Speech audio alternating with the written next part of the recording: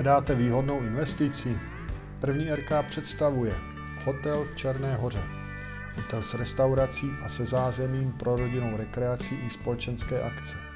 Postavený byl v roce 2001. Vzdálený je pouze 300 metrů od pobřeží Jaderského moře. Hotel je zásoben vlastní pitnou vodou z horského pramene.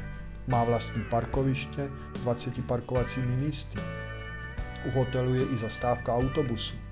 Restaurace má 60 míst k sezení a terasa dalších 25. Ubytovací kapacita hotelu je pro 50 osob v 18 pokojích s vlastní koupelnou, klimatizací, satelitní televizí i balkónem. Dále zde je sál s jevištěm a přísálím o kapacitě 500 míst. U hotelu je vlastní venkovní bazén s mořskou vodou. Některé ekonomické ukazatele.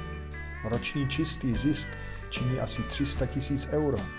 Daň z příjmu je v Černé Hoře 9%, DPH 16% a daň z převodu nemovitostí pouhé 3%.